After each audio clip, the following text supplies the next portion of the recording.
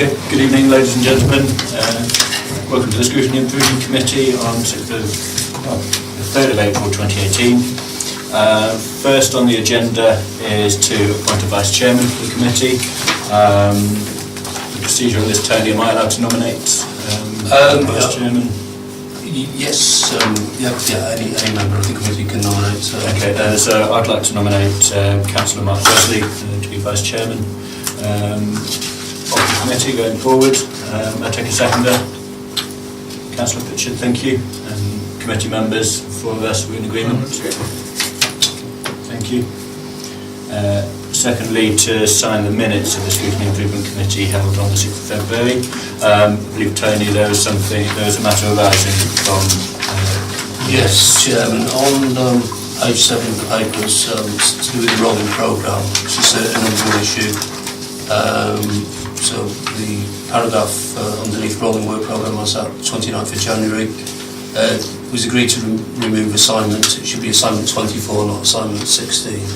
So if we could note that, and then we can update the programme, please.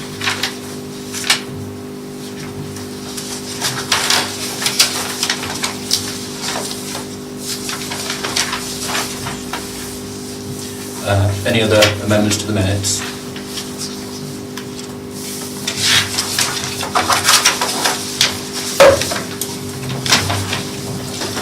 Thank you very much. Thirdly, apologies for absence.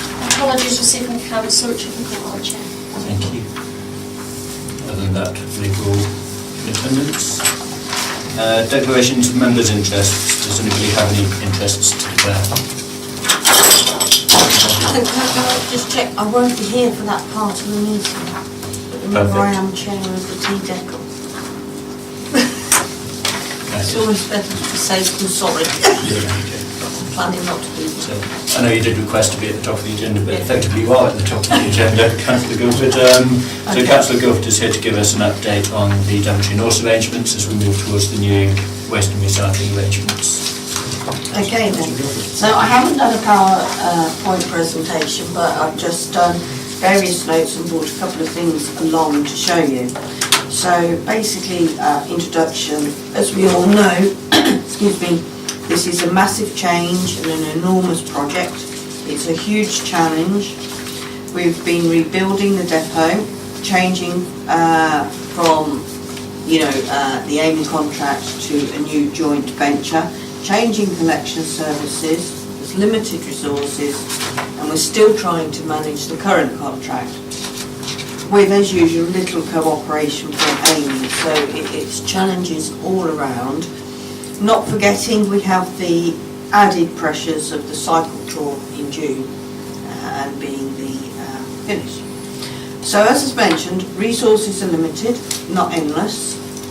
Expectations of everything needs to be managed because we're changing a lot, the contractor, the service, site, etc. And we all need to be singing, really from the same hymn sheet.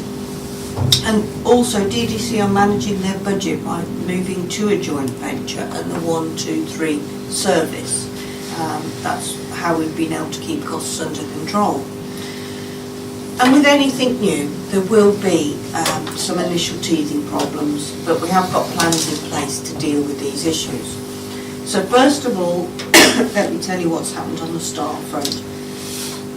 We've appointed an operations director who started 28th of March, whose name I've forgotten because there's that many new appointees. I'm getting them all mixed up at the moment. We received the 2P list last week, and 2P is a very complex procedure, and you get a second 2P list, etc. We've taken on 3 recycling waste officers at DDC to help with the contract, the performance and the, so that's new resources going in. We've advertised some admin posts. Excuse me, coffee. Another problem we have is, I'm giving you the negatives and positives here this evening. AIMI won't allow us access to the staff for consultation till the 8th of May. Well, considering we're going live in June, that's not long for consultation. So we're trying to finalise staff structures with what resources we've got and what we know what's happening from the tutor list. But consultation days have been arranged for days off, etc., of when the guys are working at AIMU. So that's a lot happening with the staff. Premises, Contracts House has been finished apart from the external tarmac. Norse took over the lease in February, and I've been up there a couple of times already. The planning permission has been submitted for converting it back into the waste transfer station. The final works for the depot is out to tender. Temporary tipping points have been agreed at Silverstone, Kilsby during the depot rebuild. That's what is known as the MR. And members' training is to be held. We've sent a date out for you. I think it's the 19th of April, which we've circulated. And what I've asked is if the members' training can be held at Contracts House, so that everyone can go up there and view Contracts House and the refurbishments that have happened. If we go on to equipment and livery now, that's all been ordered, due for delivery in May. The vehicle specifications have been received and the branding logos have been finalised. So on the literature that's gone out, you will see that the logo here is the Norse logo. Health and safety, we've had the generic risk assessments and procedures produced. I'll send you these notes, by the way. Monitoring procedures are agreed and in place, PPE ordered, staff trainings programmed in, as I said earlier, during days off and weekends. Obviously that's a cost to the Norse contract, because we can't expect them to come for nothing. And the bin rounds have been finalised. Again, we talked about added pressures earlier. There will be changes in routes, and risk assessments are currently being written. On the governance, we've had 2 full board meetings, of which we've had a good turnout, but not all board members have been able to make it. All legal papers have been signed. There's some minor amendments to the specification, and the health and safety policy has been agreed, and that's ready for signing as well, so that's very important. And we're looking at monitoring procedures agreed and putting them in place. Again, remember, this is not like the old contract where it's subcontractor and the DDC. It's a joint venture, so we will be monitoring ourselves. Communications procedures in place. Hopefully you'll have seen everything that's gone out. So we had the big spread in Daventry calling. We've had the leaflets that went out with the council tax. We've had, I've been bringing them in at the surgeries. Hopefully you're seeing leaflets wherever you go to get the message out. The business plan and landscape plans are being finalised. I haven't seen those yet, but as part of the Norse board I do get to see a lot of information. And a strong relationship has already formed between us as a board with Norse, and I can sense already the change in culture, in relations. We touched on communication a few moments ago. I've done radio, there's been press. We're doing a series of road shows, which I had meant to circulate around to board members, but I haven't yet, but I will do. The first road show was held Good Friday in Brixworth. School assemblies are planned. Information has been sent to all councillors for the parish councils. Posters are also being sent out for the parishes. On the green waste, over 600 people have signed up for notification to Read the Garden, waste. So now we have to, the garden waste went live today. We've had a few hiccups with the signing on, but again, this is teething problems and hopefully it will be sorted. We'll have another communication in Daventry calling before we go live, and there's going to be a direct mail drop to all households of a booklet and calendar.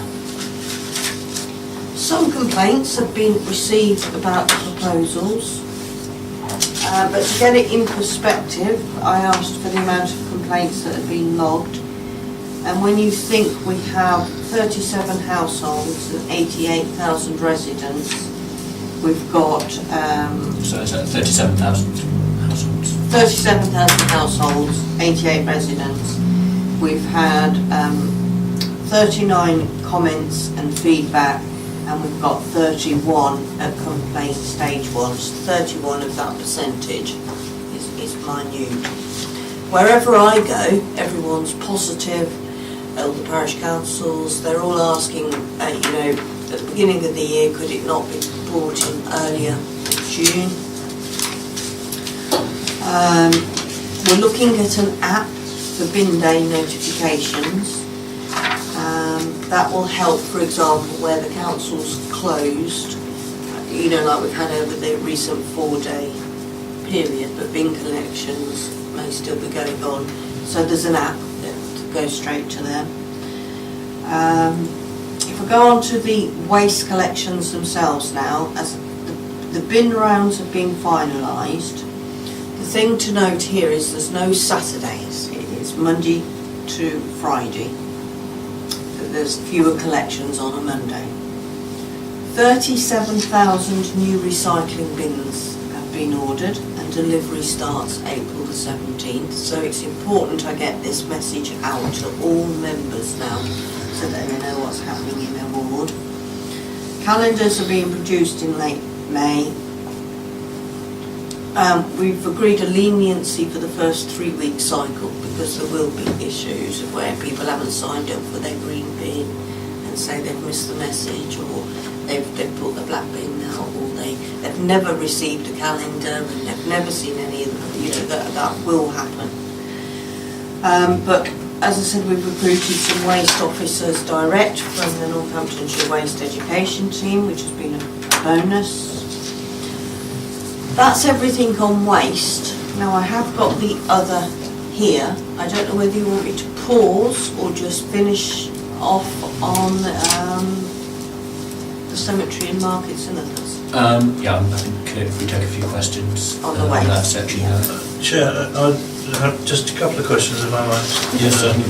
Answer them. Firstly, I was not concerned about the fact that Amy are only allowing us to talk to staff about tubey regulations and giving them only 1 month. Is that That's the long enough? statutory. That's the statutory requirement. Yes, I knew it was. I thought it was longer than a month, but there you go. Okay, that was the first question really answered. But the second question is the one about, I heard you mention a temporary site at Killsby, which I don't know anything about. Yes, because there's 2 sites. It happens to be my political area. Yeah. Oh, right, so it's the Ward. site itself as opposed to why we're using that site. Well, I can get some information on the site and forward it to you. Yeah, thank if you. that's okay. Yes, please. Yeah. Any further questions in relation to this? Yeah, Yes, Councillor Wesley. Yeah, it's good to hear. First of all, it's good to hear that there's a lot of things going on. There's a lot of things going on there. Well, it's a little bit scary. I was a little bit scared by the kick-off, which was limited resource, managing expectations, and joining it up with the cycle tour, which I was a little bit confused about how the cycle tour has an influence, and just understanding the resource. Obviously, I know everything has to be paid for, but this has got to work fairly quickly, even with the 3-week the 3-week window, and managing expectations. sort of hope you don't have to manage expectations really. I hope it's going to be, it's just going to be a better service than the one that we've been enduring for some while. So it's really about, you know, I'm just worried about the limited resource really. I think what we've done is, I mentioned the cycle tour at the beginning really because it's an added pressure along with everything else that's going on. So the cycle tour, what's the date of that? Can't remember. June. So that's the month we go live. So the limited resources and expectations is, I'm trying to get the message out that, you know, we're not going to be able to change everything overnight. We can't suddenly go to a gold standard overnight. We have a lot of change happening, so we need to concentrate on the change being put in. I'm coming on to cemetery markets and landscaping, but you know, we've heard a lot about the issues we have in that area, but we can't do everything overnight at once. We really can't. So it's just managing with the, when I say limited resources, there are limited resources in that, you know, we let the contract out 7 years ago and we're now doing the joint venture, but there's still only a certain amount of money that we can use within the contract. Yes, Councillor Ritchie. Firstly, a question just to follow up what you've said. You said you can't do everything at once. We'd be interested in what are the things then that you can't do? That we can't. Yeah. Well, we've had a couple of board meetings and we've looked at what our priorities are. So the priority at the moment is to get the change of waste service contract in place and educate and all the changes that are happening. But with the level of grounds maintenance we're taking over, there will be a catch-up period of trying to bring that level back up. But it's more important that we get the waste right first, because otherwise that could be biting into the landscape resources. Yeah. If I can, that partly answers the question that I was waiting to ask. And that is that while I appreciate that the big job is making sure that when the changeover comes that people have good bins and you have equipment and people who are going to collect them and places to take the rubbish. The other parts of the service, the litter collections, the keeping the towns clean, keeping the gardens, the estates looking good. I'm interested to how far the discussion has gotten that, and whether people should anticipate any change as a result of the what's happening. And perhaps I was interested to hear that you mentioned the stuff that you're doing in school visits. Yes. Which I assume must be to do with the principles of recycling and that you have, which I think sounds excellent. And the use of education advisors? Yes, the county council no longer have a waste education team, and what's happened is not DDC, because we didn't take the liability on directly, but Daventry North has employed on a temporary contract the waste education advisors that were, which is fortunate for us because we've got skilled people coming in at the right time that are used to educating. I mean, the reason to ask is that, I've had questions about, well, what does it mean for, outside Daventry parish councils, but residents' associations and so on, even within the town? Who do they relate to?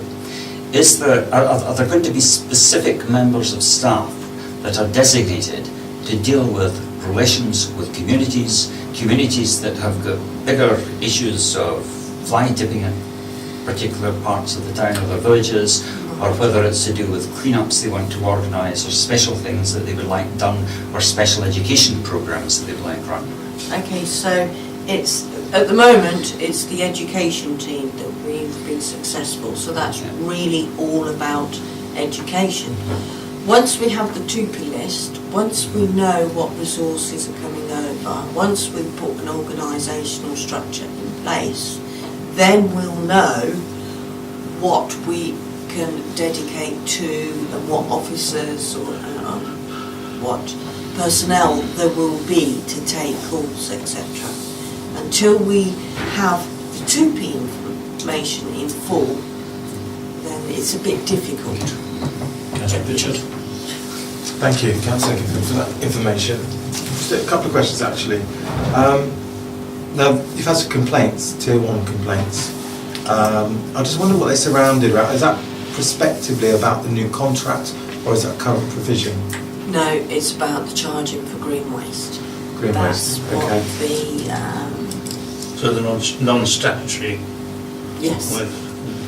That sort of segues into the next question really. I mean, it's early days, so 600 sign-ups only out of 37,000.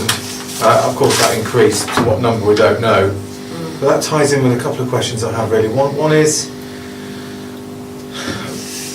in terms of a breakdown of actually who's signing up would be helpful as more and more numbers are You mean from urban to rural? Geographically, yeah, that would be really helpful as we get more I numbers. should think we could do that. Yeah. That'd be good. And in terms of green waste, I've seen the leaflet on what's going to be included and what they shouldn't put in bins. I mean, you know that I brought up some DEFRA statistics, which were this government statistics in terms of fly tipping for Bury when it went 3 weekly. So along those lines, how often will you be looking at fly tipping figures? Who will be doing that? And what sort of proactive strategy have you got in place rather than just being reactive? And finally, do you envisage green waste as being part of fly tipping in terms of everything that's listed there being dumped en masse, or will that be collected or will it be left? I wish I had a glass full, but I really don't know. Personally, I hadn't envisaged it being part of fly tipping and green waste.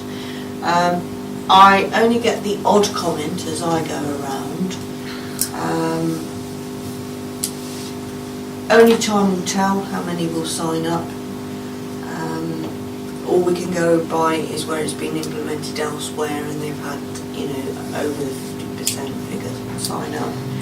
And I think only, 50%. well, it's over 50%, I don't know the exact figure, but that's, and also, again, only time will tell on the fly tipping. As for priorities, obviously that will have to be one of our priorities. So where we were talking earlier, whether it's cleansing or whether it's grass cutting, introduction of waste service, then when we sat there as a liaison, this cross-party liaison board, deciding what the priorities and aspirations were, then that was high up on the priority list because we recognise we have to ensure there's no direct impact following the introduction. I'm a little concerned, in fact it just won't be green waste, it'll be a mixture of detritus that's dumped and just en masse growing.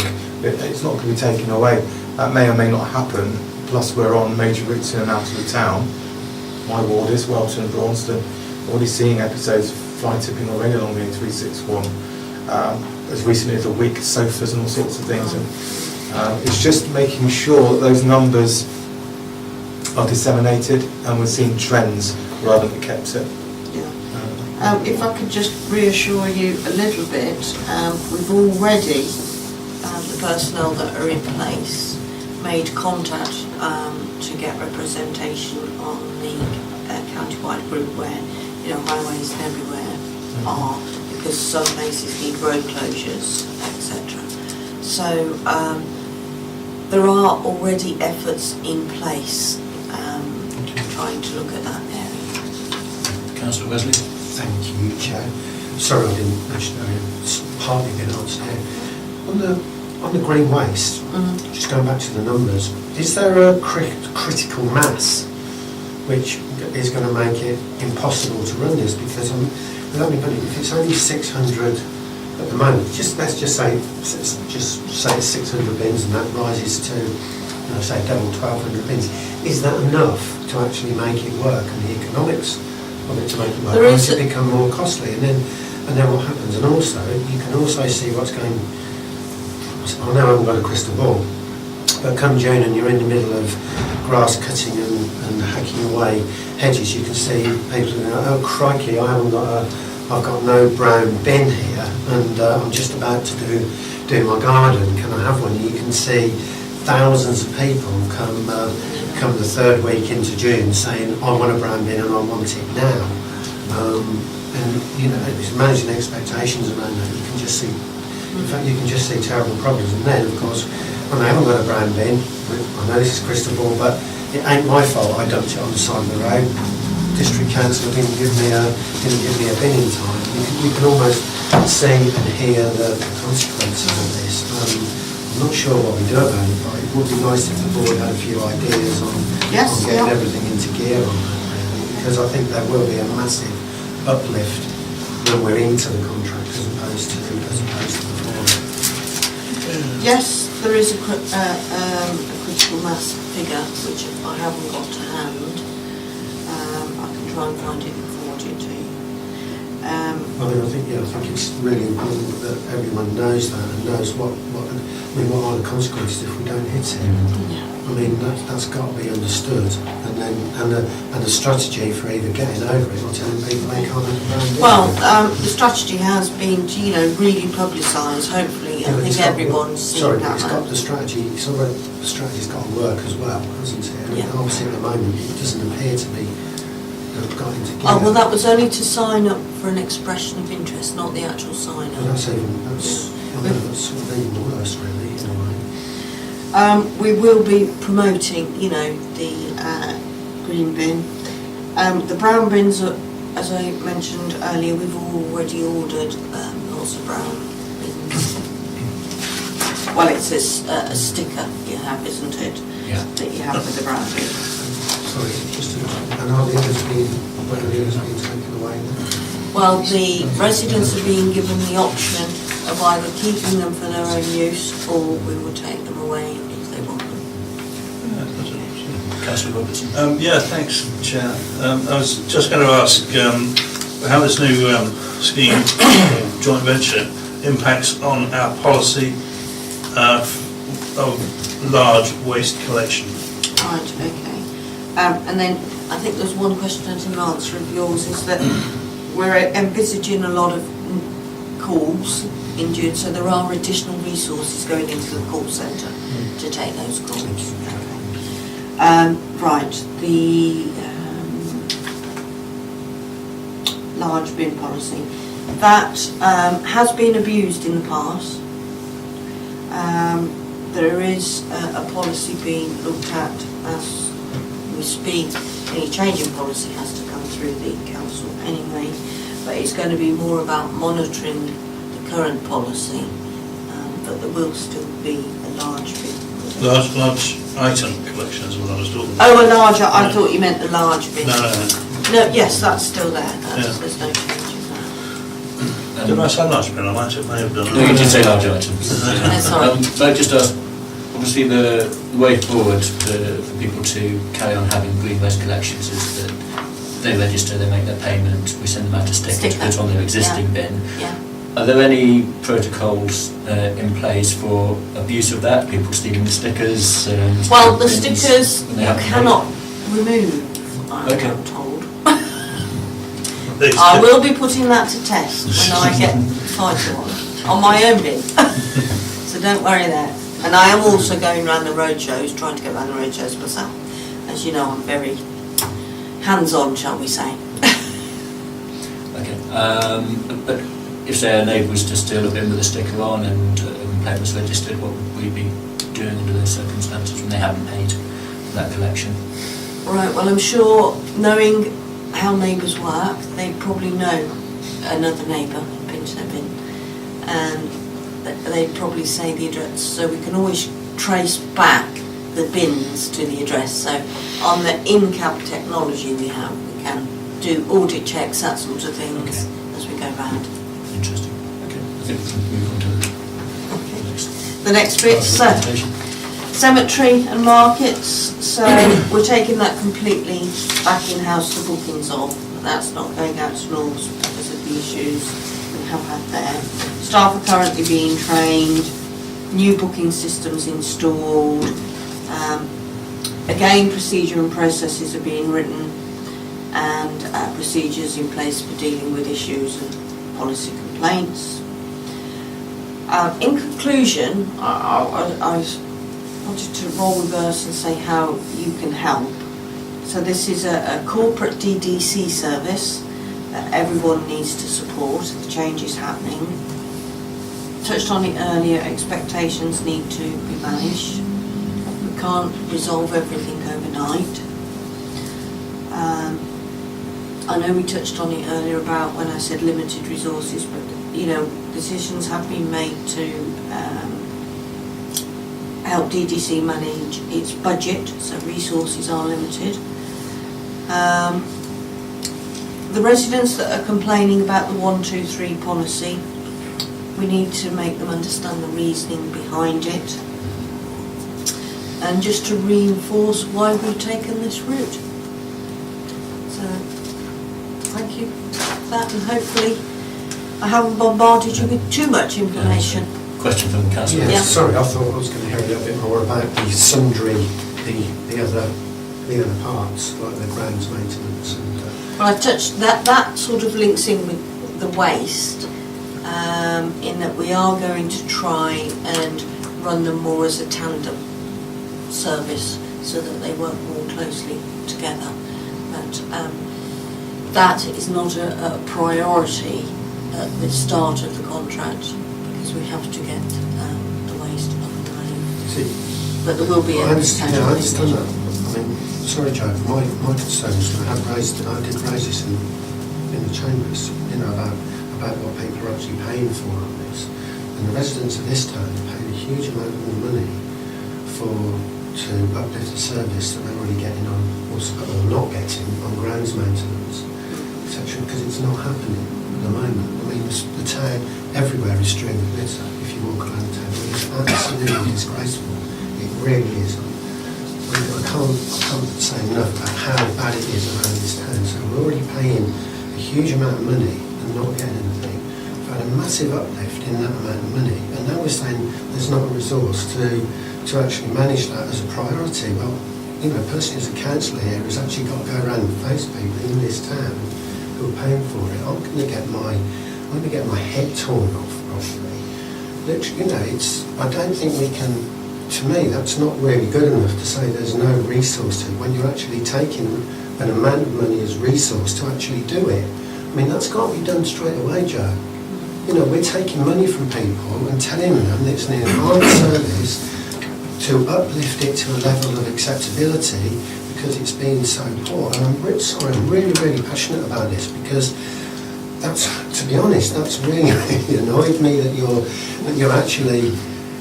It's a massive uplift in the bill, and now you're saying, well, it's not really a priority and we can't really do much about it because we've got other things to do beforehand, and it's, you know, not kicking in for months, however long it was. And when we were talking about this early doors, I was suggesting to you that what we actually did was to have some sort of deep clean, start again, and then we can say to everybody, that's what we're doing, isn't it good, as a council, not, oh sorry, you've got to put up with an even worse service than you're getting already, because it is absolutely abysmal at the moment. There's rubbish bins knocked over, there's shopping trolleys on the sides of the road, the railway line is absolutely strewn with litter, the town is strewn with litter, there's piles of it everywhere, and we're saying, well, sorry, but we can't really do it. Limited resources, we take your money and not do it. I don't think that's acceptable. I really, really don't. And I think we should have... Sorry, Joe, I am just... Right, so first of all, we're not getting an enhanced service. We're getting the best service we can for more monies. Remember, we let the contract 7 years ago. The cost of everything is higher now. So we've done the best we can. When I say limited resources, it's with the budget available. we're not getting less money as such.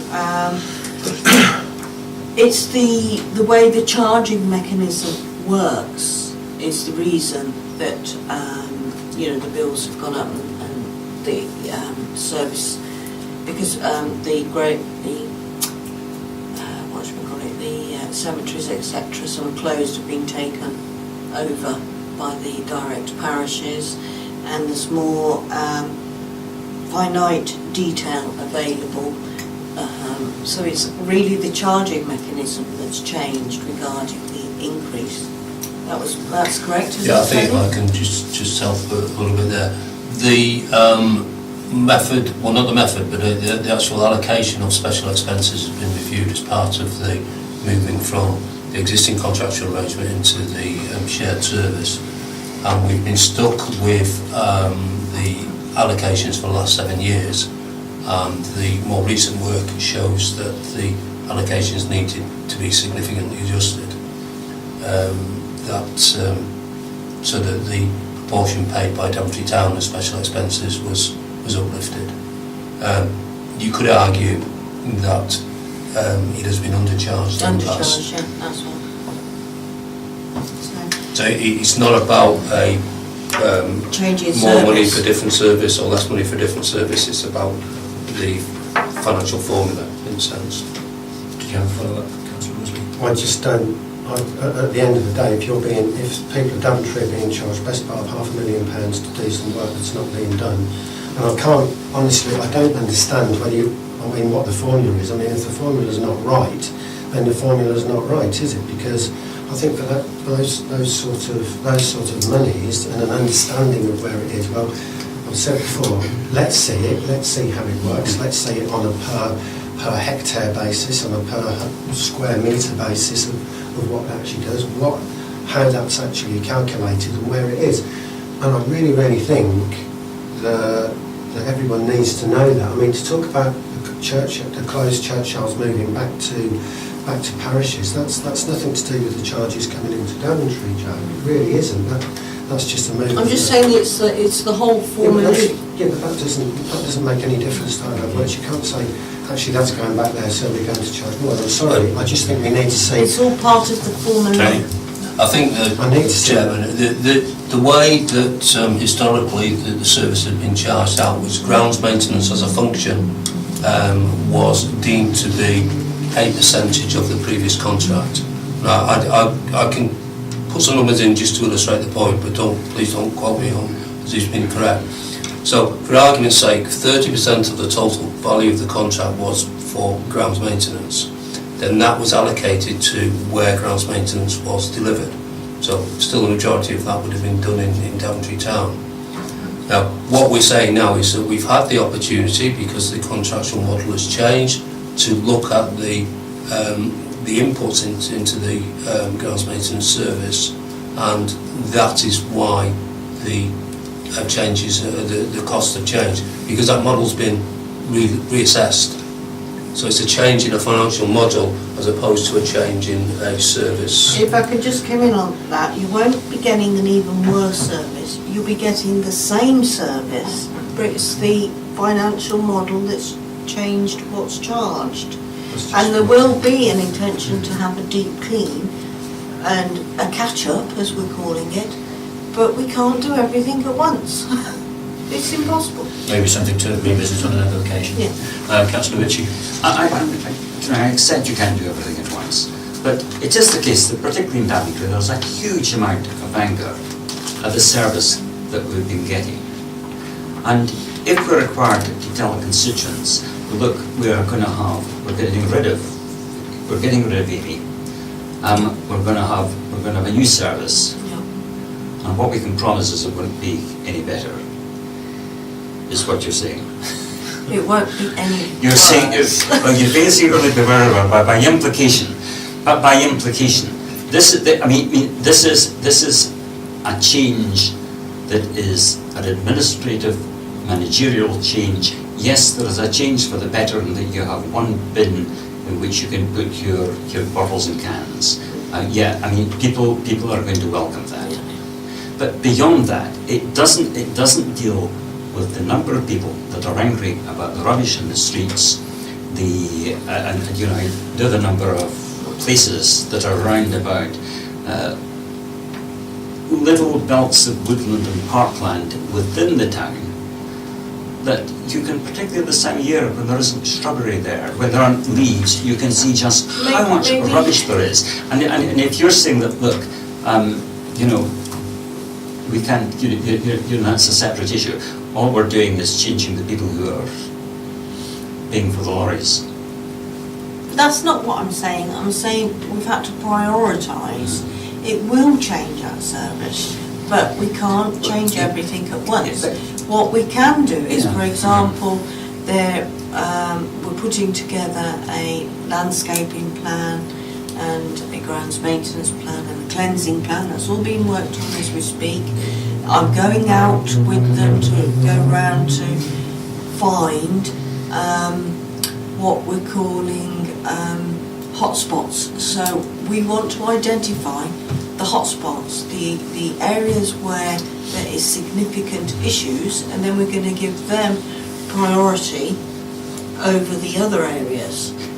Okay, it's going to be a question. Yes, I mean, can I ask though, that if that's been done, is there a way in which you can actually measure the extent of litter and fly tipping at the moment, and set standards, set targets as to what it is you expect to achieve? That if you have identified, if 1 year you have got 20 hot spots, that you want to at least reduce that to 15 and then 10 and 5 as the years go past. Are there other ways you can measure the rubbish that is collected in the town, that you can talk about how much you're doing? What I've asked for is a breakdown, because we've got to identify these hotspot areas. So I've asked if DDC can provide us an analysis of complaints geographically to see where the main hotspots are coming from, and then give those areas some priority.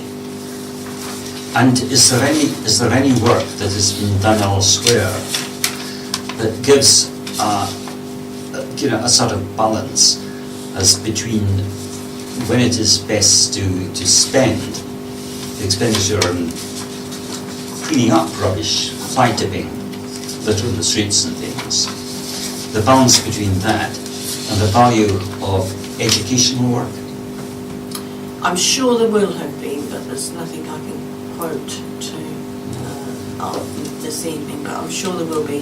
And I mean, I know in my old previous day job there have been areas where you could get that information from. And again, from when I was here, you know, we have the big education days, and it does have an impact. And part of the Amy contract has meant there's been no education, but that has changed with this contract. Good news. Okay. Thank you very much, Councillor Bill. Okay, thank you. I'll disappear before Run away quickly. Well, no, I don't want to get myself talking too deaf, aren't I? So it's best if you just wait till I'm out of the room. We've got a couple of things to go through before that, so thank you. Okay, item number 6 on the agenda, council strategy regarding commercial properties. We did receive a written response from Councillor Poole, which was circulated by email. If anybody hasn't had sight of that and would like to have sight of that, then just let me know. But it was Councillor Poole did respond reasonably quickly with, I believe, a reasonably concise response. Now, item 7, rolling work programme. Item 7A, Councillor Micklewright was to provide a verbal update, but he is absent, so we move on to Councillor Wesley's scoping document on parking in the Daventry estates. Yeah, apologies, because I said I left mine on the... We have copies on the of printer. this. So I was messing up the... Thank you very much.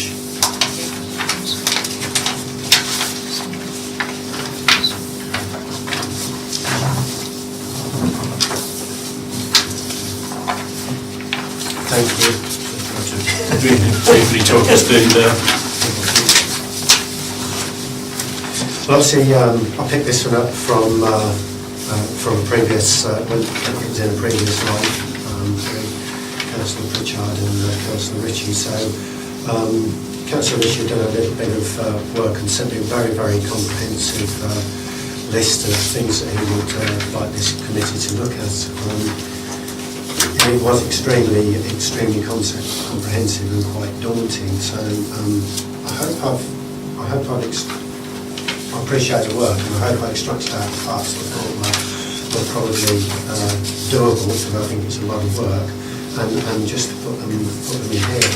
We have had some, just be circulated, just the only one that I've got. We have had some comments from Maria Taylor regarding her thoughts on the parking, and it basically, without reading every line out on that, it basically says it's really, really hard to do it. I mean, if you want to have a look at that over there and have a quick read.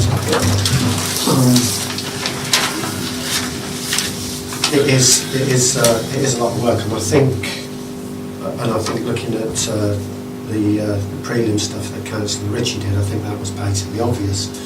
So, which is why in the scoping document I sort of pulled those parts out of it. But if we are looking at it, sometimes work is work, and things need to be done. And part of it, I think, from Maria Taylor's note there is part of the scoping document, which is actually to understand who does what, when, and there, and manage.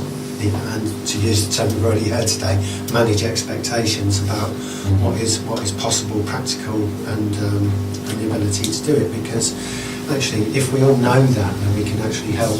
We can actually help people out there as well to sort of say, well, sorry, but this is where we live, and this is what happens. I don't want to be negative on it, but I do think that's, at the end of the day, it's going to be a little bit like that. I mean, we can talk about all of the options available. You can have parking permit schemes. That's very nice for the person with a permit until they come to pay for it, and until their son, daughter can't actually go and park in the street, or they've got to fill out a ticket to actually get it done. So all these things seem nice, and I do think it would be. I think from the early way you did it, it does seem a whole mishmash of who's responsible for what, when, and where, and what can be done.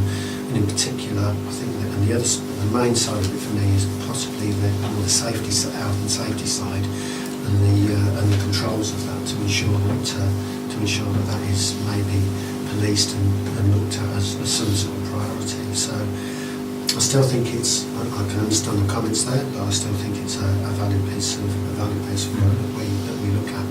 Not having seen the comments from Maria Taylor, and been covering all ground, but have you considered liaising with individuals at the county council just to see Well, I what think kind of that's it's sort of understanding. I mean, for me, I don't know anything about it. I just don't know how it works. I mean, sort of pick this up because I did mention that being on the town council and looking at parking, but that is more about town centre parking and monitoring of it. And for instance, that has the advantage of actually having like CCTV operation to actually show what's happening in certain places. But the way I see this, if I'm honest, I don't see any massive shake-up and promoting new build and dropping curbs and putting concrete in there. But if people understand how that can actually be put forward, acted and possibly acted on, I think that's how it is, and create the knowledge within this council to actually pass that on and understand it. Councillor Pritchard. I think there are sort of great commonalities across the district. It was Councillor Micklewright who talked to problems in his locality originally, but in the rural aspect, although that was perhaps corporate institution rubbing up against the locality residents.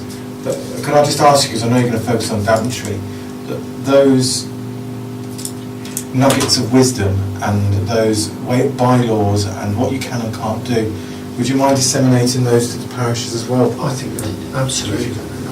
Because there are urban myths going around, but there are formula for dropping curbs, and in the end it relies on, depending on the house price, on the resident and paying for it, not highways, because they won't, of course, it's not their responsibility. Parishes are trying to push that through, however there's little enforcement, and I suppose that's the other thing as well from this task panel is the lack of enforcement that's available with the town centre in terms of sorting out parking issues and whose responsibility is it? Yeah, I was going to say, this isn't about town centre parking. It's not? No, it's not about town centre parking. It's residential parking? Residential. So as in residents as well, not just... Yeah, it's not about town centre parking, it's specifically not about the parking issues in the town centre apart from residential parking. That's what I meant, sorry, yeah. Sorry. We're still talking about Daventry and not the... Well, I think it pertains to Daventry. Originally the document did pertain to Daventry, that is correct, so that was what the original scoping was, and I think you sent me an email saying can we add it out to the rural areas. I think we can add that. I think the lessons to be learned from it are probably the same, unless there are any hidden bylaws around in the villages that we don't know about. I think if anything comes out of it, that information should be available about how you go about doing what, who is responsible for what, where is it, and to understand it. But you know, parking is a major issue, but people want to park their cars. And just for instance, you know, as you rightly said, Councillor Ritchie, you put a drop curb outside your house, and it means somebody can't park on the road. And it's like, do you allow parking on paths, or you know, one wheel on the paths?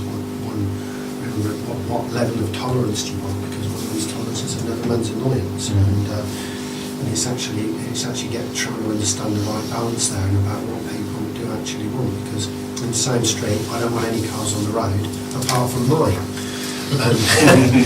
because. You know, it is annoying at times, isn't it? You know, I mean, the bloke next door to me, he's got room for 4 cars on his drive, and he insists on parking 2 of them on the road. You know, you just can't live and let. Is a little bit live and let live, and just grin and bear it. But the way I've seen this is, I'm not. I don't want to take this forward in Scrutiny expecting great deeds of. And expectations of new car parks and concrete and tarmac being laid on grass verges around Daventry and around the villages, and it's an understanding of perhaps some major hotspots, almost with case studies, and to let people know what's what, and maybe a reporting mechanism, particularly on the safety and people's enjoyment of their habitat and their remedies. That's as I see it, and I hope that's reflected in that. If not, then please shout about the words that are in there and we'll amend them. Very good. Thank you. I'll just make a couple of points to do with the words actually. I think you've used a template to work over and probably need just to lose a little bit from that. Just under the capital letters at the start, the review of level of participation in customer satisfaction survey, I suggest that needs to be deleted. It does indeed. And the corresponding portfolio holder is blank currently, and this one is not as clear as perhaps for other task panels. What I suggest you might think is either Councillor Olga, if you see it as a housing issue, or Councillor Hills as a community safety type issue. Can we have both? By all means. So we say Councillor Olga and Hills then? Sorry, Chair, sorry. And towards, or one line up from the bottom, witnesses to be invited and rationale for invite. I suspect that's was coming from a previous version. I'd like to help you with lots of things, but I'm not sure I can help you too much with parking. I suggest Maria Taylor is probably a good officer contact there, given she has quite a bit of background knowledge, which is send a note through. If you pass it back to Maria, I do appreciate her comments. Can that be emailed to you as well, Tony? I'll email that on.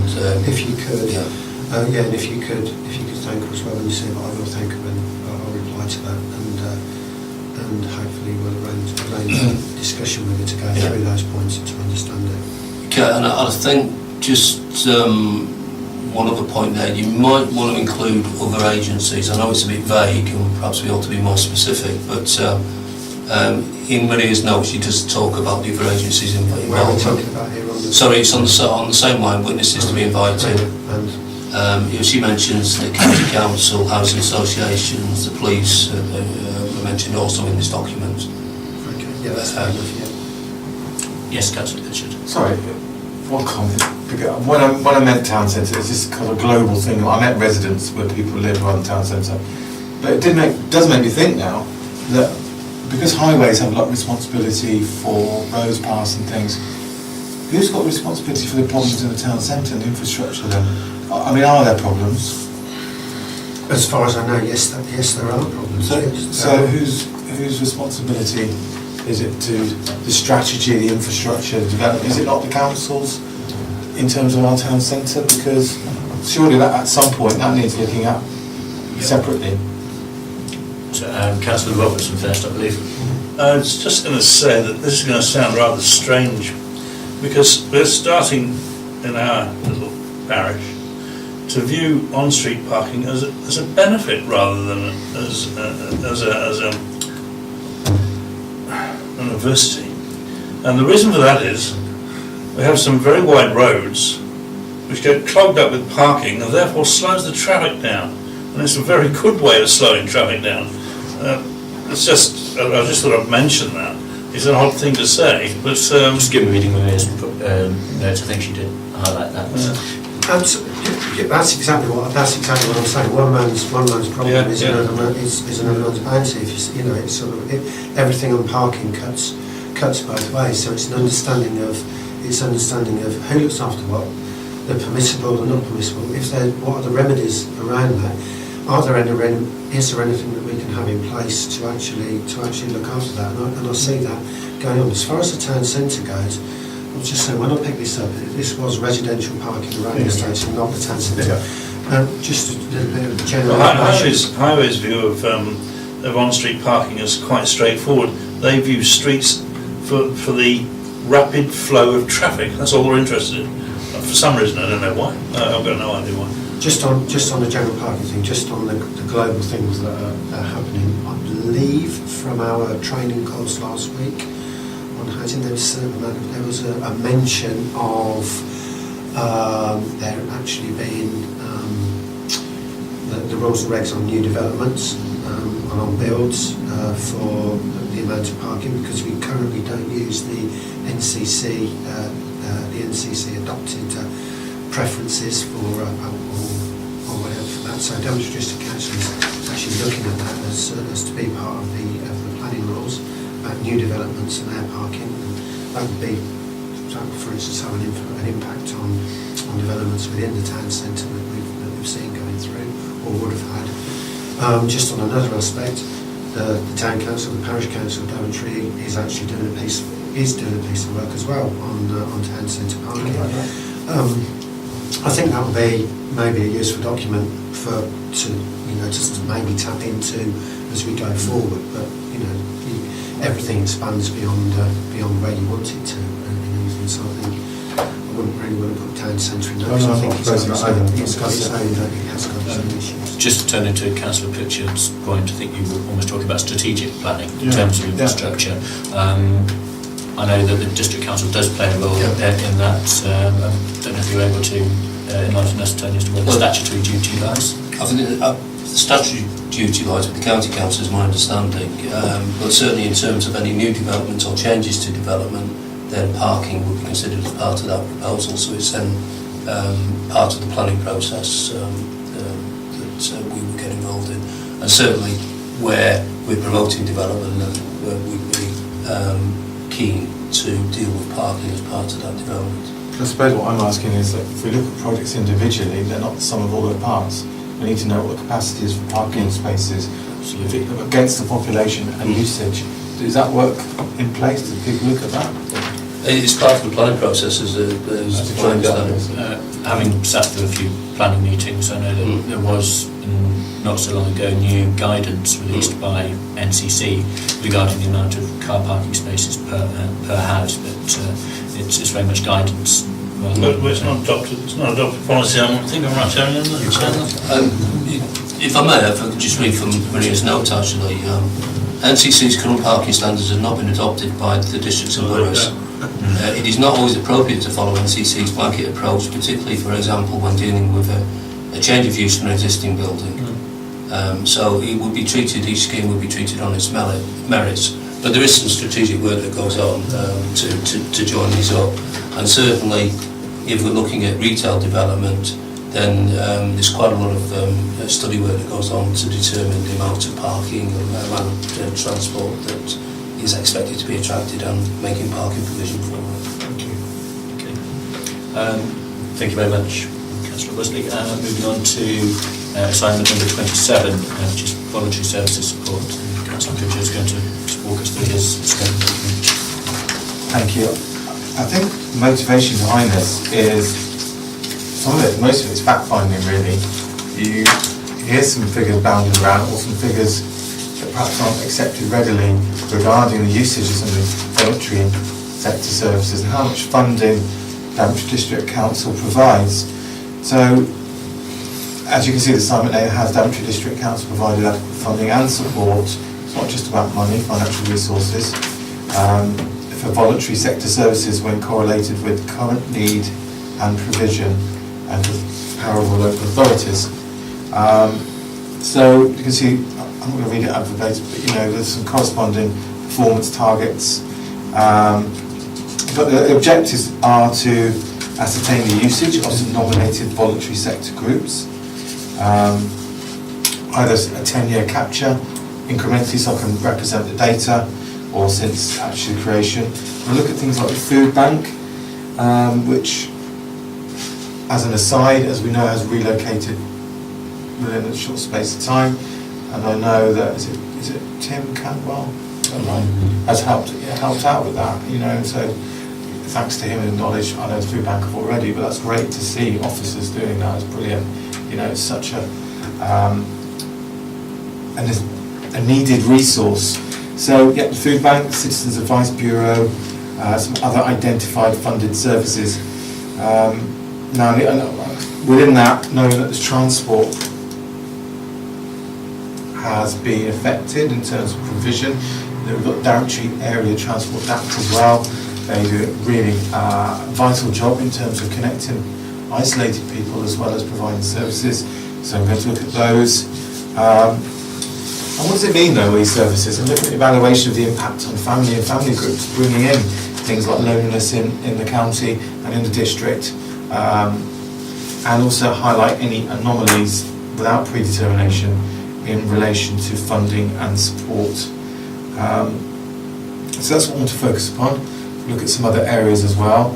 Look at the percentage funding, look at what funding's come from the council, and look at usage. And I understand you're going to be comparing funding models with other local authorities? Yeah. Just to benchmark? It's very difficult to capture every community support group, and I know there's more that's done in terms of grant and projects and things, but I want to focus on those core high usage, otherwise it becomes quite disparate and diluted what I'm trying to achieve here.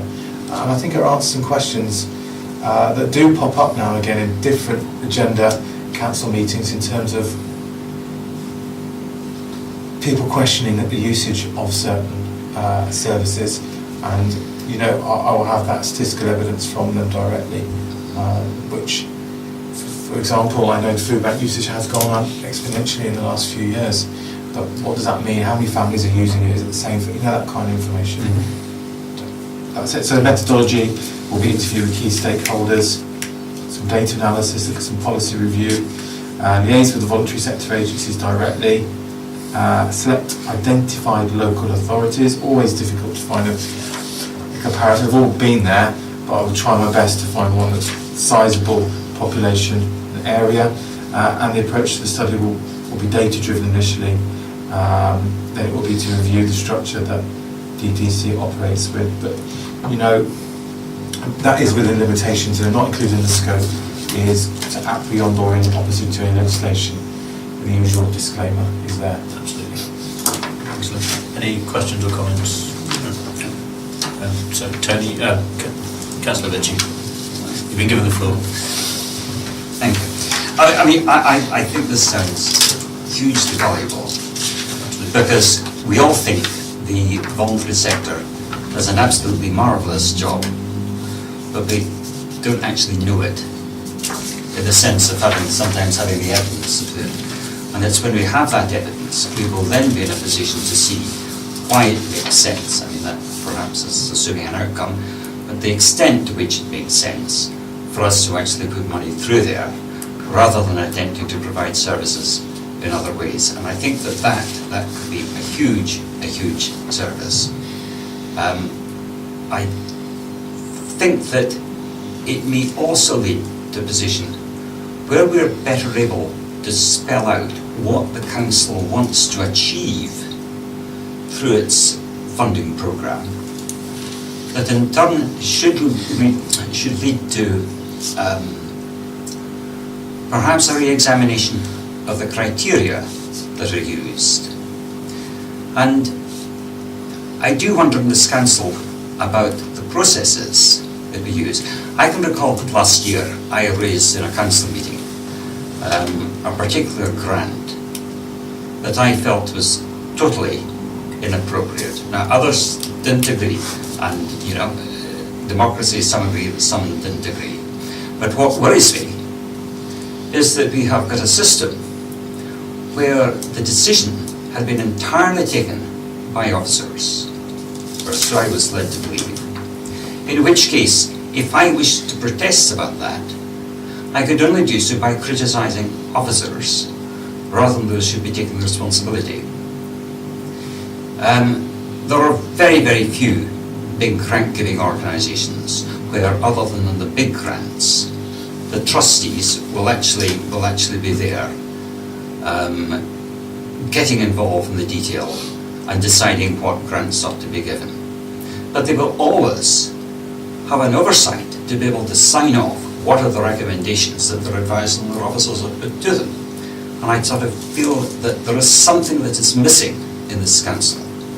I have asked around not in a systematic way, but of people who are involved in other local authorities, that it certainly would not be the case that, that grants, and the making of a grant is not in a party way, but it is political, because it's deciding how you're going to use resources in one organisation or another. And these are choices that we have been elected to take the responsibility for. And I just feel that perhaps that within the scope of this, it might be worth considering, well, if we were to move to setting out what the objectives of a grants programme should be, and therefore what the criteria for looking at applications should be, it should also lead on to say, well, how do we actually ensure that we are, that our grants programme does what it says it should do? Any comments? Tony, I think, did you want to come in? Well, I just wanted to make a couple of observations on the scoping document, but I think there's a challenge for you or for Councillor Pritchard as to whether he wants to take on board Councillor Ritchie's comments. So if you deal with that first, and I'll come back to it. Okay.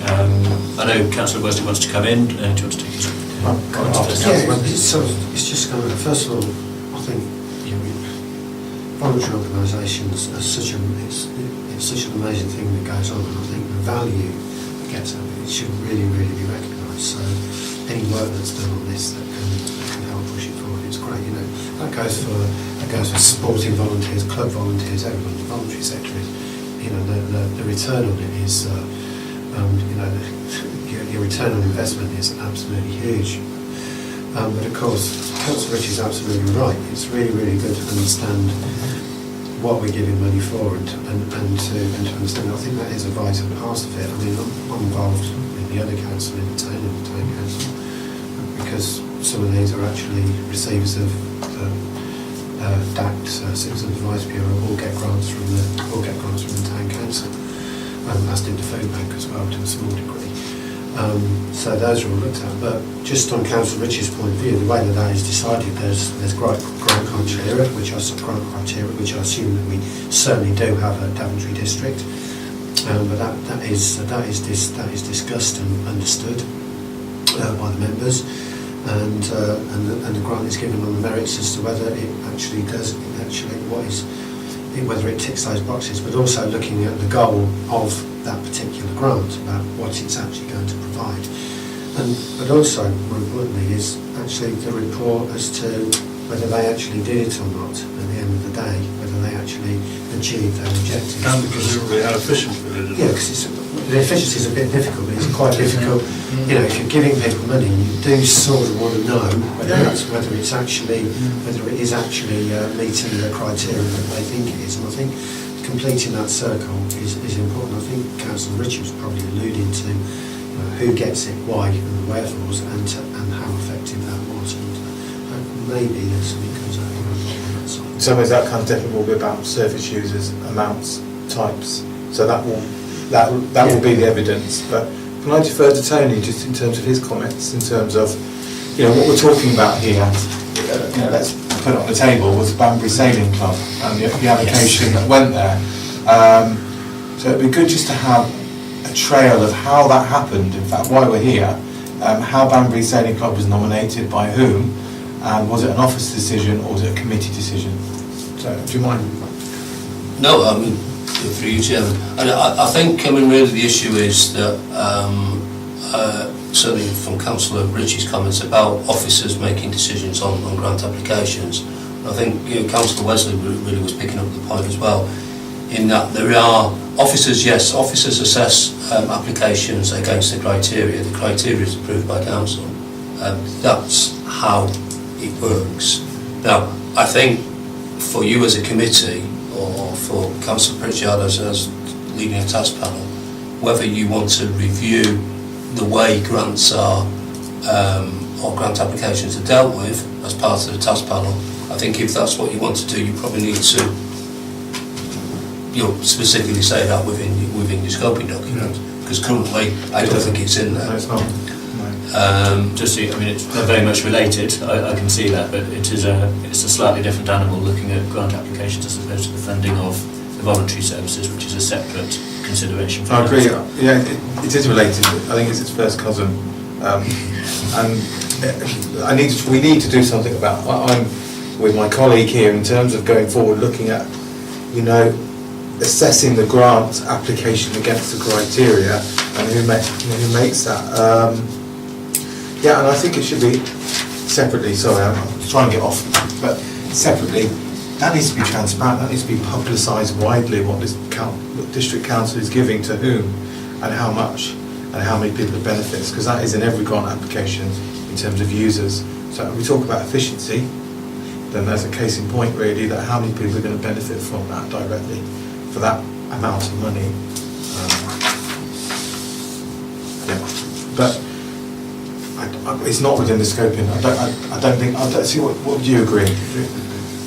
I think it's two separate. I think it's two separate issues. I think possibly the core of the work that you get on this will set out an understanding of what's what and where some money is actually going, and then that gives an opportunity to then sort of say, well, what if maybe this is a better idea, a better way of doing it, and maybe we should be looking more closely at where things go. But it's always a difficult one, because, you know, with if anyone sits on any grants panel, we all have our personal prejudices on these, and which is why the criteria is so important. It's like, does it meet the criteria?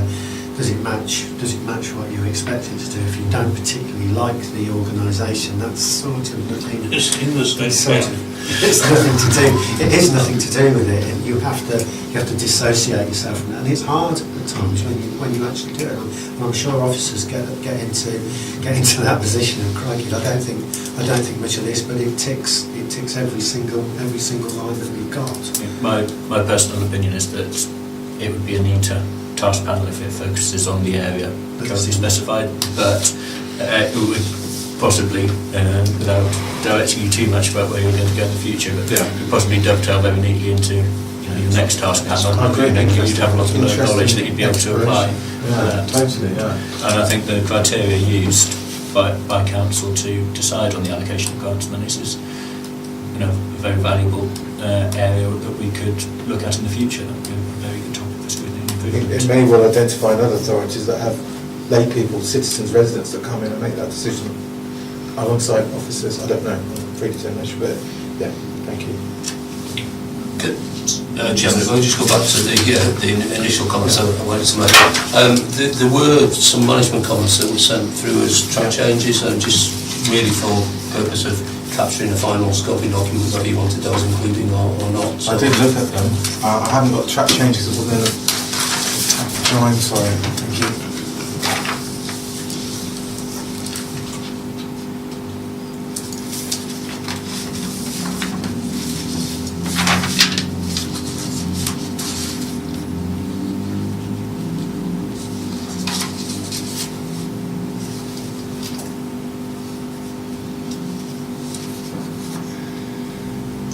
Yeah, I remember reading through this. For the purpose of this scope, I wouldn't be happy for 7 to be included because it would dilute, which was speaking to smaller groups, churches, village associations.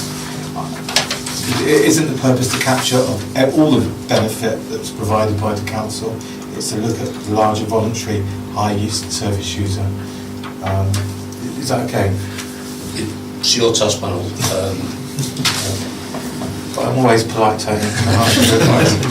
So, dare I suggest we strike out 7 from this, and then you're happy with the rest of it? Would you mind just reading that out to everyone else? Well, there was a couple of minor bits, but I think the substantive points were under the task objectives, where it was suggested to add in 2 further objectives.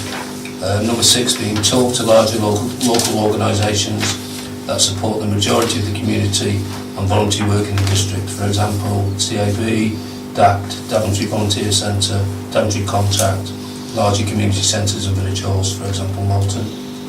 And point 7, talk to broad selection of smaller local organisations, brackets in town and district, e.g. village hall, management committees, sports clubs, lunch clubs, pocket parks, preschools, good neighbour schemes. Yeah, I think I agree with Councillor Pritchard here. There's an immense amount of work involved in just, perhaps not very much. Agree. Can we strike that, please? Both of those or? So, what do you think of 6? The first bit captures what I'm trying to do. That's a bit, again, we have 6 for that again. meanders. Was talk to larger local organisations that support the majority of community and voluntary work in the district. For example, CAB, DACT, Daventry Volunteer Centre, Daventry Contact, larger community centres and village halls, e.g. Malton. I'd stop before large community centres and village halls. Do you agree? I've no objections to that. As Tony said previously, it's your task panel, and I think it's more within the keeping the spirit of the task panel that you talk to organisations like DAPT and Food Bank and CAB. So that's your opinion on this. Thank you. And yeah, I agree with striking 7.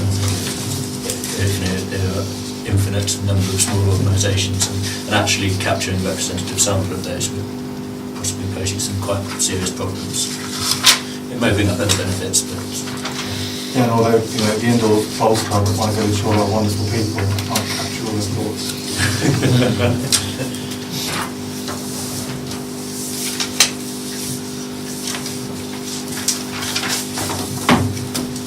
Okay, so for the next item, if I may, I would just like to cede the chair to Councillor Wesley, because I run through that, he can just manage proceedings. Just makes life slightly easier for me. But before you, you've got the revised scoping document. The changes that I've made are in bold, so you can easily compare across to the version of the scoping document in the meeting pack. Changes were made as a result of feedback from officers, as is standard. I've merely made the task aims slightly more concise.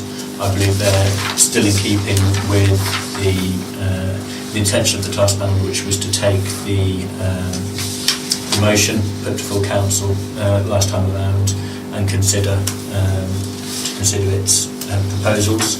But obviously I've had to adapt that motion to make it objective and suitable for a scrutiny and improvement task panel. So I've made things slightly more concise.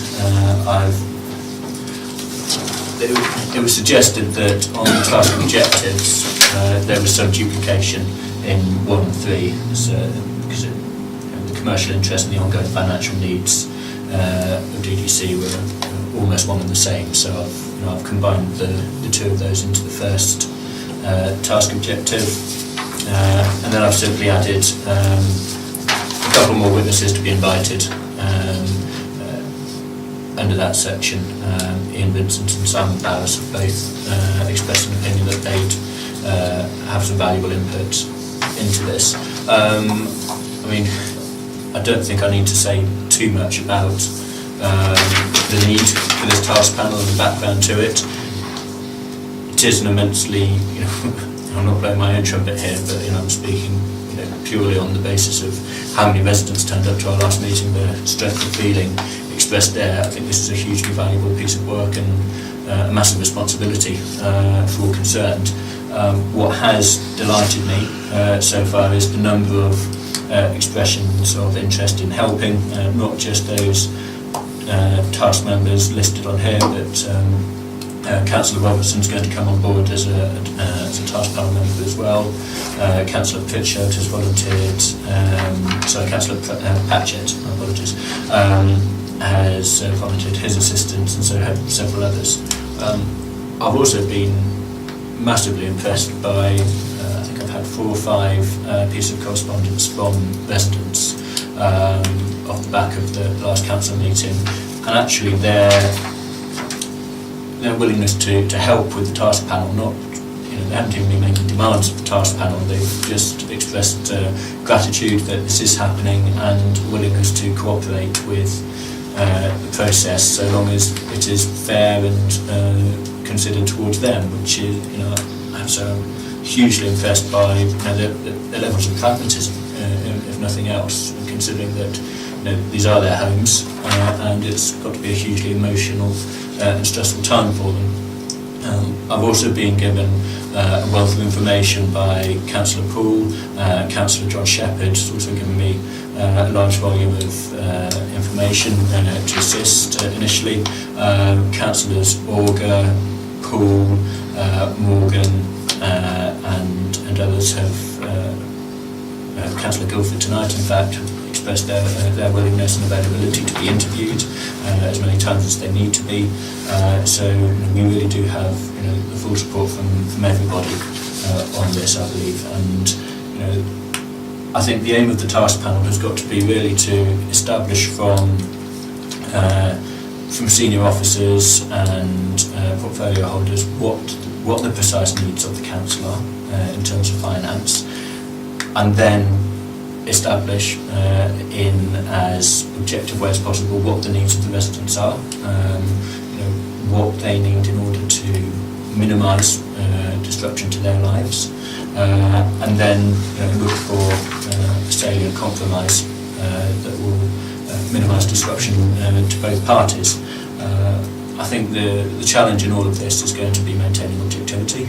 It's clearly a highly emotive subject, and I think I don't have too much more to say on it at this time, other than I'm starting to arrange interview dates with relevant portfolio holders, and I welcome any suggestions from members here tonight as to how we can go about capturing the views of residents.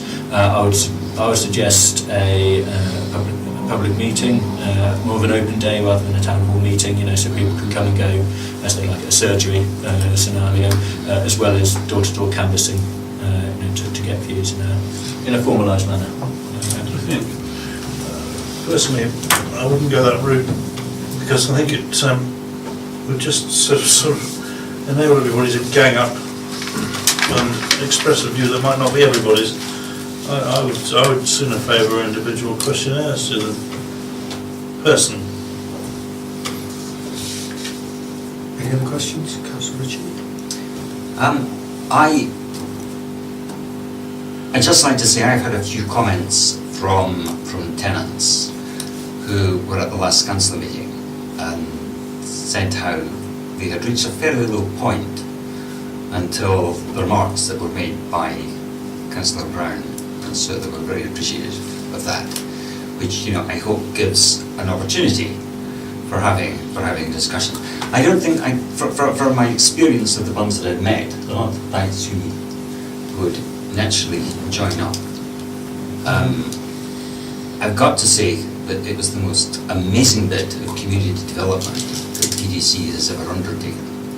A whole group of people who didn't know each other, who had never spoken to each other before, all of a sudden became, best of friends under adversity. I'm very happy with the scoping document that's, even as amended. It gives space, I think, for exploring, asking the questions. The only two things that I would suggest. Tenants should refer to people who were tenants. There are a number who, given the circumstances, given the, as they put it, the expectation that in a rented housing market, which is not that big in Daventry, that if there were 32 families about to, start in a search for accommodation, that if something came up, they were going to take it and make arrangements to move. So there are some who say that, look, they are moving not because they wanted to move, they are moving at great and unexpected costs to themselves.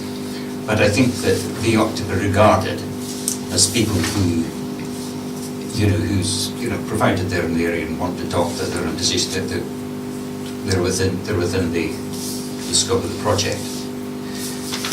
The other thing, I'm not quite sure in your documents the difference between the people who you interview and the people who you invite as witnesses, what the difference actually is. But can I assume that the witnesses to be invited is not not an exclusive list? That No, because I can think of, it's not I think exclusive. that particularly Councillor Patchett, I understand, was the chair of the company Yes. in its very early days. And there are others. Former Councillor Long, I believe, had quite a lot of involvement in it. I believe that former Councillor Roland Loud, I'm quite sure that she's in Daventry all the time these days, but also, had a role in what it was seen, how it was seen by the people at that early stage. I think would be something that is, is actually quite important, because it may be that on some matters there is a, it might be difficult to get, written evidence that supports one view or another. No, fair enough. And if I may, Chairman, just coming back to Councillor Robertson's point, I did say I was avoiding a town hall meeting scenario. It was going to be more of a surgery precisely to avoid that kind of thing. I was envisaging, one-to-one conversations. The chance to actually, if people need assistance, to assist them in filling in the questionnaire. The chance to actually just put a face to the whole process and engage with them in that manner. Because no matter how many times, having canvassed a lot, no matter how many times you go around a housing estate, there will always be people who aren't there when you knock on the door, whether they're just upstairs doing something else or whatever. And so having to, a 4-hour time frame on a Saturday morning in a community centre in a pub, wherever it may be, for people to pop in, I think would be valuable. So that's my thinking behind it. fair point. So I would like to take written submissions from people. Everything needs to be documented for the benefit of the task panel and to provide the evidence-based approach that I promised at full council. But I just think rather than taking a prescribed methodology, offering a range of approaches and a range of opportunities for the residents to get involved would be useful. So it's Councillor Pritchard. Yeah, I just wanted to say, the residents should be assured, that this task panel is in very, very safe hands, and I'd offer my support to Councillor Brown as well. This is going to be very emotive, and I think this is probably the most important task panel that's come through this Scrutiny Improvement Committee since I started. I was elected 2 years ago. The impact upon families. There is something about managing expectations. Individuals might see this as a holy grail, and then might delay actually moving properties when at that point there'll be less available properties depending on the outcome. I think chronology is going to be important to residents as well. So that's very difficult to set a timescale to this, but I don't wonder if you had any thoughts. And the other thing that I've looked at Companies House, I've looked at the records of TDEC Hall, who's involved, directors, members, officers, and everyone else. Within the preamble to this, I think that's going to have to be transparent to give validity to the review overall, that there are certain people involved or have been involved with this process that may be contributing towards your work, Councillor Brown, with a possible conflict of interest, or that may not be conscious to them. So I think it'd be important to actually make sure that's visible to people in terms of how it was funded up, because the first opening suggestion, they mentioned the council, as it was the council's intentions. So there lies people see it as an independent. In fact, it is council. Many members are on that board, and officers are on that board as well. So we need to sort of disentangle some of this, really, so it's visible about who's making decisions and who's responsible for decision making as well. In some way, I know that's not the primary purpose of this task, but I think as background to it, it might be important. Thank you. I'll just say something as well. Unless you just want to answer. Just in terms of timescales, I know it's the target to get the report to the July meeting of full council. So we have a relatively short timescale, but I'm committed to making that work, and thankfully we have a large number of people assisting with that. So I'm sure if we can demonstrate that we've done a decent volume of work and that we need more time, to take it through another cycle, then hopefully, I haven't asked the question yet, but hopefully there'll be the flexibility to do that. But at the moment, the objective is to get the report to full council in July. Thank you, Councillor. Just to sort of say, I do think you put a good performance at the council meeting where you offered to do this, and I think everyone absolutely welcomed it. So I think that was that was a good piece of work on any level, no matter what the party or anything.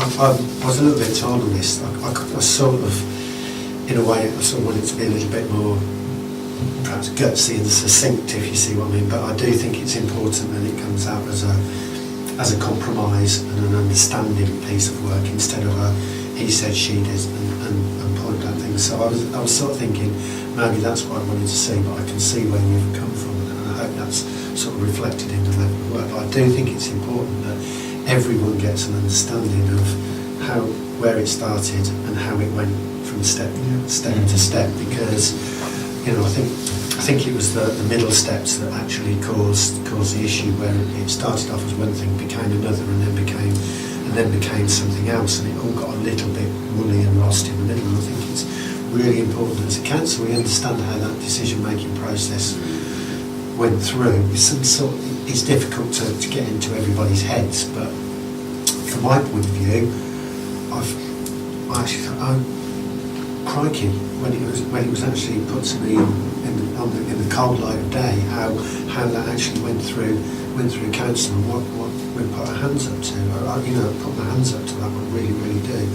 And I think you've got to just try and tease that out. It was actually democracy at work, if you ask me. I agree. It was democracy at work, but to a degree, I'm just sort of saying it's a thing that's what I do quite like words, and I just hope that what comes out at the end is there's nobody that's trying to live in an entrenched position. That is what this committee is all about. It's not about trying to get back to somewhere where we think we should have been on a decision-making process. It is to really, really verify the decision-making process and understand what we are. And I'm sure that you'll actually do that. I hope you do. I think the beauty of this committee is that we do have free rein to do our own work and to make whatever recommendations we wish to make.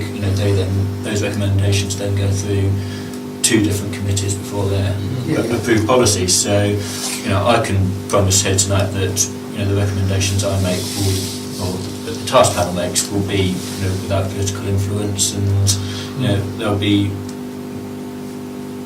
based on the work that's been undertaken, and there'll be recommendations that I'm comfortable with. What happens with them after that is, to an extent, out of our hands, but like I said at council, we'll be led by the evidence, and hopefully we'll be able to come to recommendations that at least demonstrate that we've given all the facts a fair hearing, and that we've tried to do things the right way. I mean, my reading of the anticipated outputs is that recommendations might also cover some of the issues that raised about the way in which the council found itself in this position, and indeed in which councillors found themselves being responsible for something that perhaps they hadn't fully appreciated.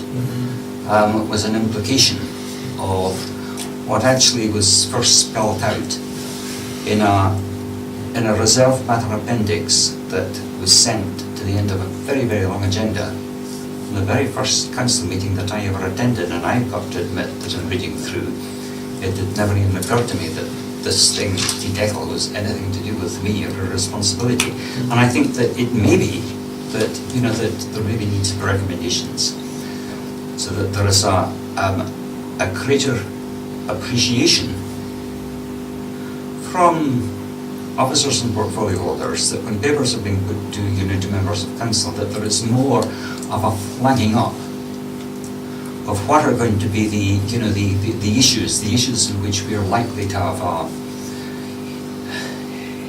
response from constituents, the things where we feel that, look, these are the issues that we're likely to be publicly challenged. There are, of course, that doesn't mean to say that there aren't things that we need to do from time to time that are going to be unpopular, but at least we should be aware of what it is that we're doing and what the consequences might be.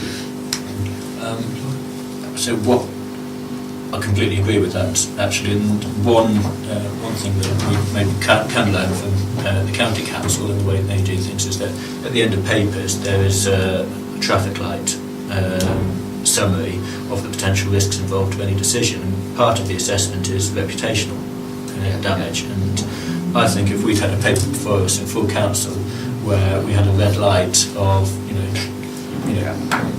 people having to leave their homes, potential difficulties associated with that, then we could have had possibly a more constructive debate at that point in time.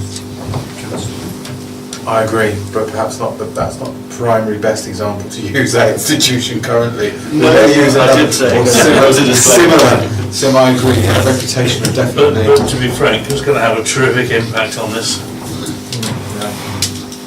Can I just, one point I wanted to make was, I don't think it's helpful for me, join as a member elected a couple of years ago, when we've got this obfuscation where we just trip off these acronyms, which actually mean nothing but have a certain amount of power and influence in what they do. It shouldn't be referred to TDECO, and it just drips off. It means nothing to people. It's what it is. You can, if you want to, name it in full. I know it takes time, and then see it as it is, because I don't quite understand if it's a partnership, a subsidiary, or what it is really that the council involves, because it is meaningless to most people as it is currently. On that front, an apology. I know correct etiquette is to name the name the thing in full before using the abbreviations. But no, you're absolutely right. It's very easy to fall into that habit. And when I first became a district councillor, I was blinded by the number of acronyms, and to the point where I think it was in waste and recycling training, they capitalised the word dry, referred to dry recycling. Because it was capitalised, I assumed that DRY was some kind of elaborate acronym, so I put my hand up and asked, what's DRY recycling? That's rather embarrassing, but that's the kind of thing that can happen. That's another acronym. Thank you. So, are we happy to accept this as is? Sorry, Tony. Oh, Tony's got some. Yeah, the task panel, the scope of document is fine. No, if you've got some. Yeah, it was just really an observation on the timescales. The aim to get something back to council in July council, I effectively means you need to bring a finished or final report back to next SNI meeting in June. Yes. Yep. So we're all happy? Thank you very much. Chair, before we continue, may I now be excused because I'm late for You may be another meeting? excused, yes, I know you have other commitments. Thank you very much. Just about. Okay, and I think it's over to Tony for item 8, implementation activity. Can you give an update on progress?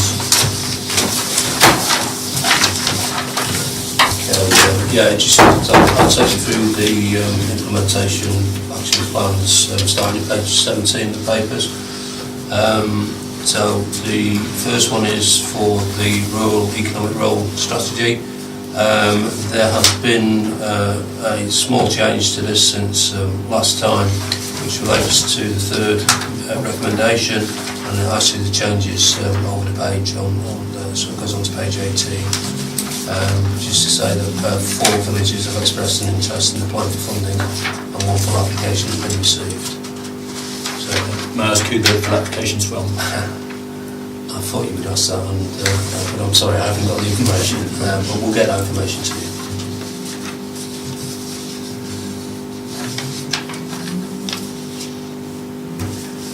Okay, then moving on to page 19, which is the customer satisfaction task panel report. There's been no change on this, and you'll note the timescale for completion is November 18, so we won't see anything before that date. On then to page 21, which is the commercial property task panel. There's an update to the comments on action 2, recommendation 2. It's the 2 middle blocks of type under the action there. So DDC continue to respond to property inquiries and refer owners, managers with empty properties. And Northampton University currently offering free office space for 6 months to eligible new businesses. Councillor Fitchett. It was just on that second point I was going to come in after, sorry. Again, can you just give some, do you want to give some clarification, Tony? I don't think it's in an urban or in a council myth, but the Icon Centre and usage, someone said to me that it had to rely on businesses that had an ecological background or in terms of them to use the building, and that's why part of it remained empty. Is that true, or is that have I got that wrong? No, I believe you're correct, but it's for sustainable construction technologies. So that its funding was around providing support for those businesses, is my understanding. That's sorry, you put it more eloquently. Correct. Was that EU funding? I believe there was. Was EU funding. I believe there was some EU funding. The understanding is that that is not likely to change in the near future, but we have got lots of capacities, lots of empty properties there currently, aren't there? That model's not working, is it? Especially when perhaps the rest, even though I'm not a great environmentalist, but I care about the environment, the sustainability, but it seems to be moved off the agenda in lots of places currently. So, and if we want those places filled and start up businesses, what can we do about changing that, or is it set in stone, I suppose? Or do you have to wait for EU legislation to be unravelled? Is that what we're waiting for? Or? I don't know. I can try and get some more information for you. It'd be good if we sort of opened it up with that. Yes, it'd be good to consider that in an informal manner here, and maybe just push forward a recommendation that the council explores ways to get more diverse businesses into the Icon Centre. Yes, Councillor Wesley. Is it within our gift? I don't know. I understood it was entirely controlled by Northampton University. I'm sorry for you, Chairman. Our involvement in the sort of siting and the bid to have the facility here was we provided some land. Yeah. So certainly we got an interest in it there, but how much influence we have over it, I don't know. I mean, it will all be tied into the criteria for the funding. I mean, working in the university sector, when EU funding comes in for joint projects and venture partnerships, there usually is some kind of timescale, and that isn't ad infinitum. there is an end to things at some point. I wonder where that end is, because especially when it's not working. Sorry, without knowing them, just sort of guessing, my understanding was that Daventry District Council was a facilitator of actually getting the building up and running, and it was immediately handed over like lock, stock and barrel to somebody else. That was that's always been my understanding. So, you know, asking sort of us saying, yeah, open it up to anyone else. It's not what that unit, that's fine. But you could ask Northampton Uni, because they're prepared to change the covenant or whatever else and use. Yeah, I think for you, Chairman, what I'll take away is a task of getting a briefing note to explain what the situation is, and then we can see where we might go from there. Sorry, other page then, and recommendation number 3. The update is the final paragraph in the middle box there. Request to share pre-application information internally made in order to improve intelligence around future plans. So we are trying to move that one forward. Then on to page 25, DDC and Parish Town Council Corporation of the major planning applications. There's been no change in that from last time, so we've still got one which is in amber status, and that's going to be the second half of 2019 for the planning policy changes to come through. Chairman, if I may, just to give a brief update on the scrutiny task panel. There's a report to youth called strategy group. I don't think it's going to make it to next week's strategy group meeting, so it'll then go through to the next one, May, I think we're aiming for, and then that'll flow on to council. Yes, Councillor Ritchie. Why does it take time? For you, Chairman, it's really down to officers' time to write a report, to get it onto that agenda. If I may, is the report not already written? Or? The report, S&I's report, or the task panel's report is written. There needs to be a response to that to go on to strategy group. It's that response that hasn't been completed yet. Anything further, Councillor Ritchie? It strikes me as an odd process. You know, the scrutiny, I would assume that this committee, its task panel is working through it, is there to advise the council, not the strategy group or the officers. I think we've touched on this discussion before, that within the Constitution, to set out that our recommendations go to strategy, then on to full council. Whether we want to look at revising the Constitution. So well, that's nice. It's nice to know that has been suggested, that the Constitution is time for reviewing it. But it just strikes me as odd. Of course, it's correct that officers, strategy group, and everybody else may have a view, may have a comment to make on recommendations from this committee, but the committee has got to maintain its independence, and it's the voice of the committee that needs to be heard by the council, even if alongside other views that are good. I think, Chairman, if I may comment on that, the process between strategy group and council is that strategy group makes recommendations to council. Council will make the decision. What happens between or to the report or to the recommendations of this committee is that they're sense checked against policy, budget, resources implications, all sorts of issues, so that strategy group and council can make an informed decision. It comes down to timings about when officers received the full report from us, and how long they've been waiting for there, and who's the person responsible? Is it a group? Is it a committee? Is it all management team that will respond? Or it's a report that needs to go through management team to get to strategy group. If you're looking for an officer to point the finger at, I'll... I'm not doing that, Tony. I'm trying to help you out in some ways. Because there hasn't been an SMT meeting since it's gone in.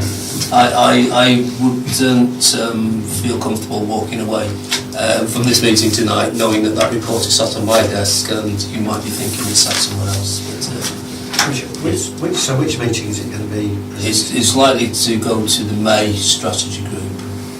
Okay. The earliest meeting it could have gone to is to April strategy group, which meets next week. The agenda for that is out tomorrow.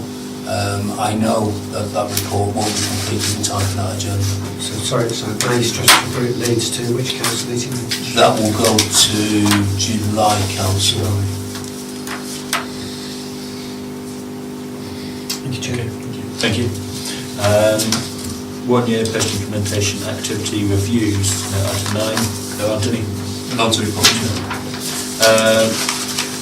Now, item 10, portfolio holder attendance at our next S&I committee.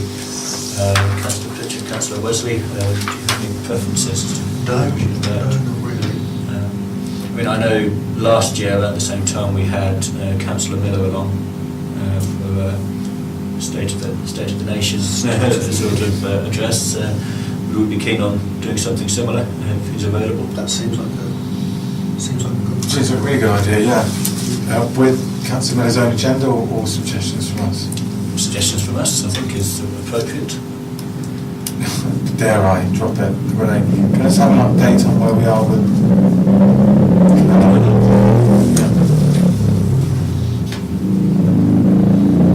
Yeah, maybe we're still waiting for business class. Yes, and can it goes over before we're abolished? I was going to say, Councillor Pritchard, I'm just wondering whether that's just quite the right...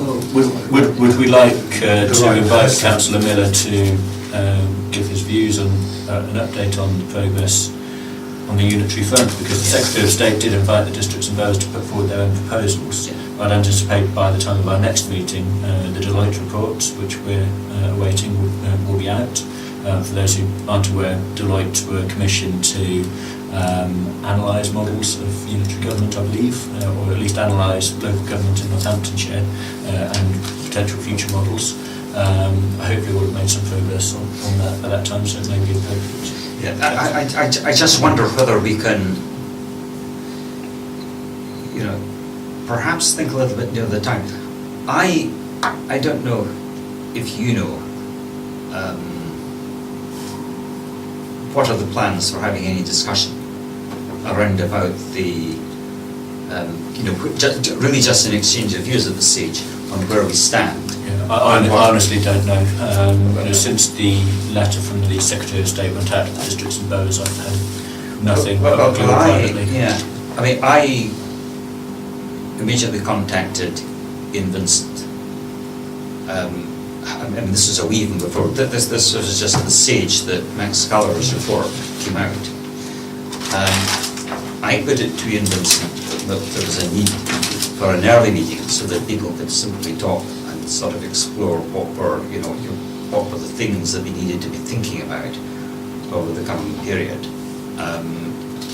Ian did suggest that it might be discussed in a session after the next strategy group, but I don't know if Tony knows anything about that. I'm not aware of a plan for a discussion after strategy group. And it may be because the proposals have moved on, or certainly the Secretary of State has moved the issues on.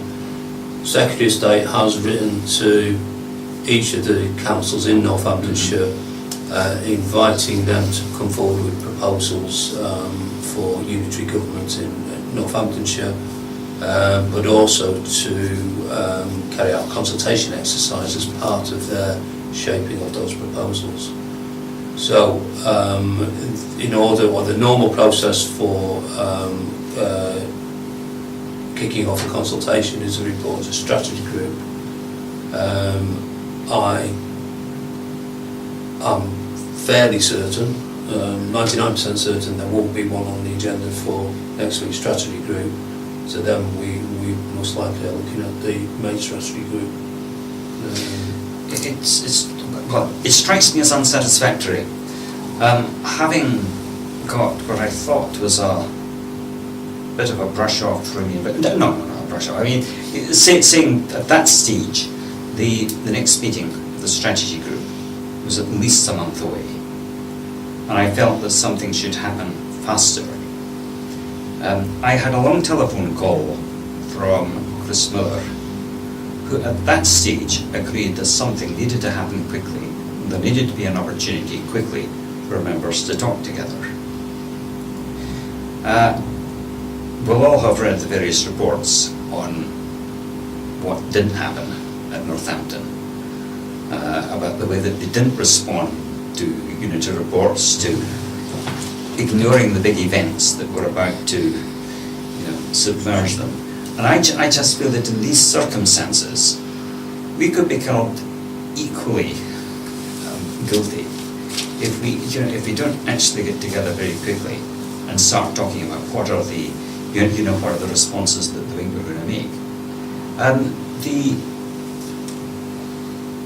Do I recall there was some deadline about September by which the Secretary of State wants to have proposals, and it's clear that proposals are going to be much stronger if proposals are proposals that go jointly by a number of districts and boroughs. That's my understanding. If that's the case, there is a lot of work, there are a lot of stages to go through. Consultations take a lot of time to think about, and the letters do state that for anything to come forward, it's got to be able to demonstrate that there is strong local support for it. So September is very, very close if we're talking about that sort of process. Tony?